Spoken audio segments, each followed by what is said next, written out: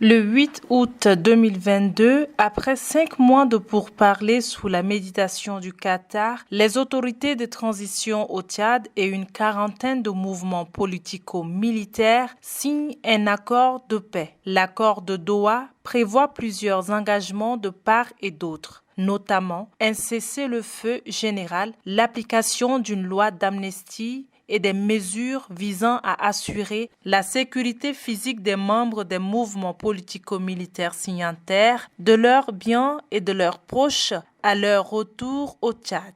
L'accord mentionne également la tenue dans les meilleurs délais en N'Djamena du dialogue national inclusif dont les résolutions seront contraignantes.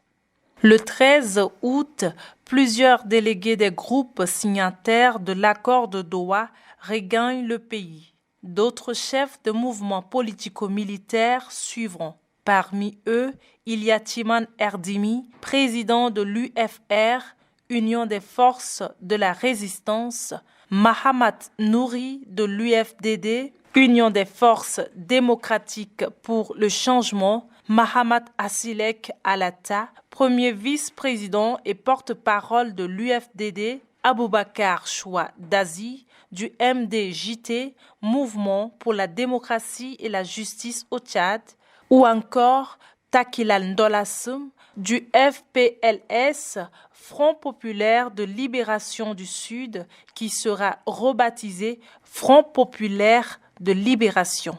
Dari Tchadanana, Dari Tchadanana, Dari Al-Nas, il faut Zamana, Dari Al-Nas, il faut Zalata, Dari Al-Jifan Mayeb Kudjufoga, Manidora Nasamahi Sana Bunduk, Nidora Dari Yavga Michel Darufugani, Gaboulou Ouriye Anadari, beau pays.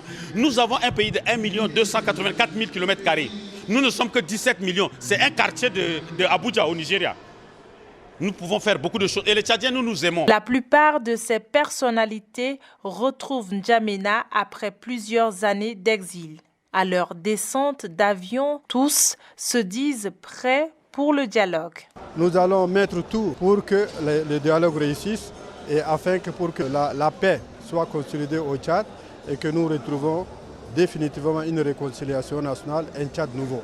Le 20 août, le dialogue national inclusif et souverain d'Enis s'ouvre à N'Djamena. Parmi les 1400 personnes désignées pour siéger aux assises, il y a une cinquantaine de politico-militaires. Une trentaine de places a été accordée à la diaspora, soit 2 places par pays, ayant abrité les pré-dialogues à l'extérieur. Nous avons dit que si les politico-militaires ne viennent pas au dialogue, il n'y a pas de dialogue. Rappelez-vous ça. Pas de politique militaire, pas de dialogue. Nous sommes restés 5 mois avec eux, à discuter, à les caresser, à leur parler, à leur demander de venir signer. Non, on ne signe pas. Ils ont signé, ils sont venus. Respectons-les. Sans eux, pas de dialogue, pas de paix. Ça se paye. Il faut qu'on le paye. Dans le présidium du Denis mis en place, les mouvements politico-militaires sont bien représentés. Mahamat Ano de l'UFR en est le 4e vice-président. Dr Ousmane Hissène Guedi de l'UFDD et Mahamat Egré de l'UFR en sont les conseillers. Les représentants des communautés tchadiennes à l'étranger invités par le CODNI et les chefs des mouvements politico-militaires ont pris part activement aux travaux en commission thématique et en plénière du dialogue national inclusif et souverain. Mahamat Assilek Alata a été désigné parmi les 19 personnalités membres de la commission ad hoc mise en place par le présidium du Denis et chargé d'approfondir les sujets sensibles et qui risqueraient d'entraîner un éclatement du consensus. La future constitution, la charte de transition, la durée de la transition, les organes de la transition, l'éligibilité ou non des dirigeants de la transition. En tant que politico-militaires, nous penchons sur la constitution de 1996 avec un toilettage et il est donc nécessaire de la protéger, de modification des circonstances et de la violation du principe qu'elle définit. Et pour le mandat présidentiel, je propose 5 ans renouvelables une seule fois. Concernant l'éligibilité aux fonctions électives, nous disons tout Tchadien est éligible.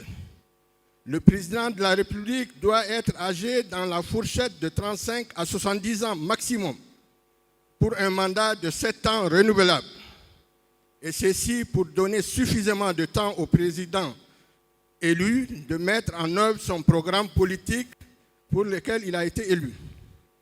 Pour les sénateurs, avoir minimum 35 ans pour un mandat de 6 ans. Le 9 octobre, à l'issue des assises du DENIS, Dr Ahmad Hassan Moussa, rapporteur général de la diaspora, a au cours d'un point de presse félicité le président de la transition d'avoir initié et réussi l'organisation du dialogue national inclusif et souverain. La diaspora a réaffirmé sa détermination et son engagement à apporter sa contribution au déroulement pratique du cahier des charges de la nouvelle phase de la transition en s'impliquant dans les organes de la transition. Preuve, parmi tant d'autres, de l'implication de la diaspora et des politico-militaires dans la suite de la transition. Le Conseil national de transition, élargi de 93 à 197 membres, compte désormais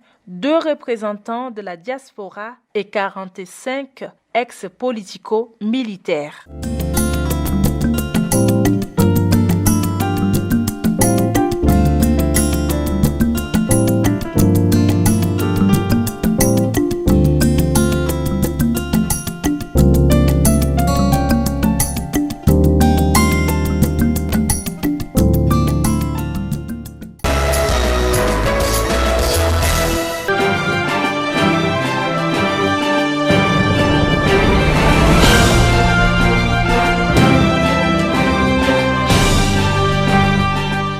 Mesdames, Mesdemoiselles et Messieurs, merci de choisir la télévision en 1924 pour vous informer. Bienvenue au compte de ce journal. En visite d'amitié et de travail en France, le président de transition général Mohamed Idriss Déby Itno est reçu en audience ce 6 février 2023 par le président français Emmanuel Macron. La coopération bilatérale était au menu des échanges. On fait les points avec nos confrères de la présidence de la République. Le palais de l'Élysée, ce midi de lundi, a un invité spécial. La garde d'honneur s'est mise en place, tout comme l'équipe de la presse, sous l'œil du protocole. Les proches collaborateurs du président de transition font également leur entrée dans l'enceinte. C'est dans ce décor qu'à 13h15, le président français Emmanuel Macron se présente au parvis. Presque au même moment, apparaît la voiture dans laquelle se trouve le numéro 1 tchadien, général Mohamed Idriss Déby Itno. Forte accolade pour marquer cet instant de convivialité. Les 2 hommes d'État affichent leur plaisir de se retrouver, puis le président Emmanuel Macron et son hôte se tournent vers la zone de presse avant de faire leur entrée dans le bâtiment. Le temps d'une présentation de la suite du président de transition au président français, suivi dans la foulée d'un déjeuner de travail. La chaleur de l'accueil traduit la grande amitié et l'estime réciproque entre les 2 présidents, surfant sur la dynamique des relations entre leurs pays, relations qui occuperont l'essentiel des discussions.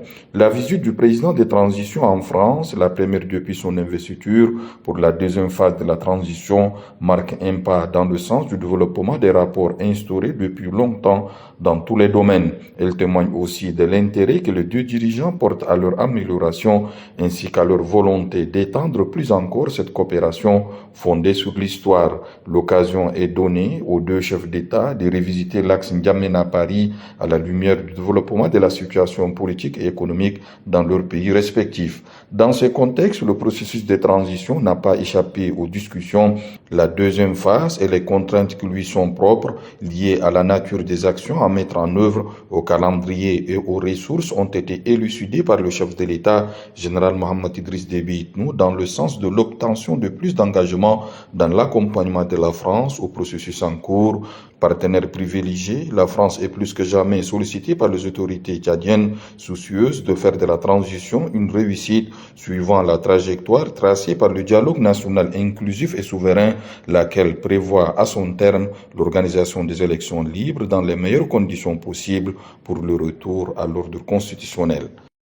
Restons toujours à Paris. Le président de transition général Mohamed Idriss Déby Itno a reçu en audience ce 7 février 2023 le vice-président du mouvement des entreprises de France MEDEF, par ailleurs président du groupe Bolloré Africa Logistique. M. Philippe Labonne est venu discuter avec le chef de l'État des possibilités d'investissement et du rôle que peut jouer le MEDEF au Tchad. Retrouvons une fois de plus nos confrères de la présidence de la République.